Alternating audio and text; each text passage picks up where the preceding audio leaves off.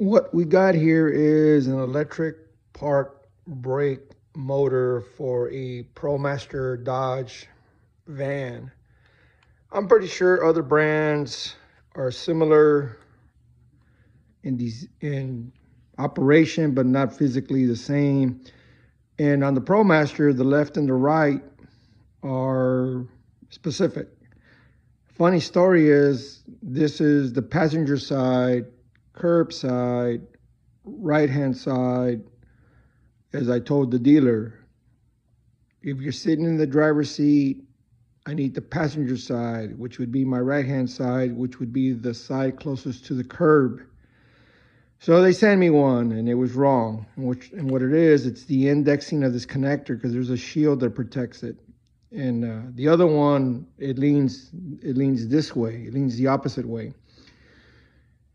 So we reordered a second one and same thing came in. So I don't know if it was misboxing or what. So what they ended up doing is they sent me a driver's side and woe and behold, it fit. So all this is a gear reduction, and all this does is spin into the caliper. A lot of people say you can, power these and get the motor to work, which you can, but it's not the right way. On ProMaster, you can actually do the brakes from the dash. There's actually in settings, there's a window you go to, and you go to the brake and it'll ask you for brake service, and it gives you specific directions on how to do it. And what it does, it retracts the caliper, or at least the piston inside, but then you got to push the mechanical side of the caliper back.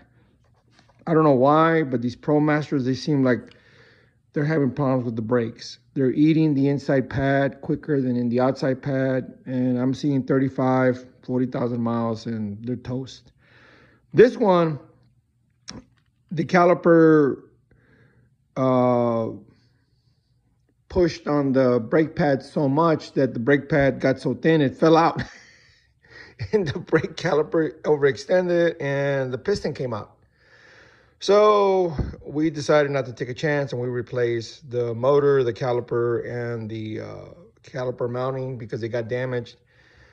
I did want to take that caliper apart to look inside. Unfortunately, I was not able to get it.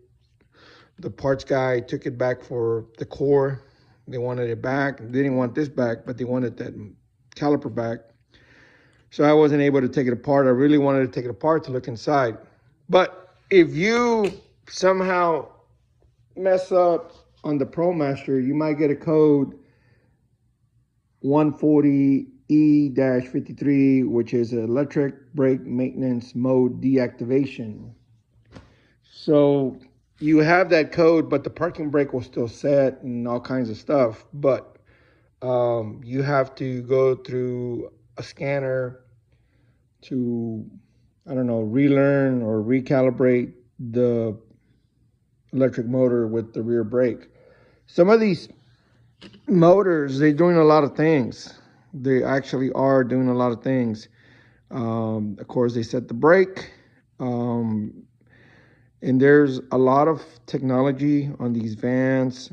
It might be working in conjunction with a forward looking camera, or in other words, it's called forward collision camera. And anyway, there's a lot of technology involved. So these motors, if you run across them, read up on them, make sure you understand what you're doing, and don't just get in there and use a pyro probe to do this, do that, because you might actually create more problems for yourself.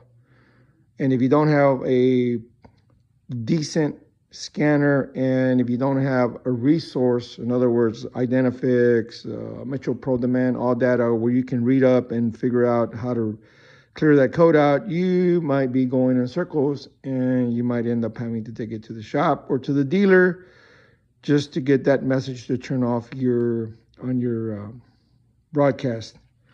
Anyway, thought I'd share something new, something that every car now has. It's part of the future. And, just something we gotta Once again, we got to elevate our skills to meet the challenges. Thanks for watching.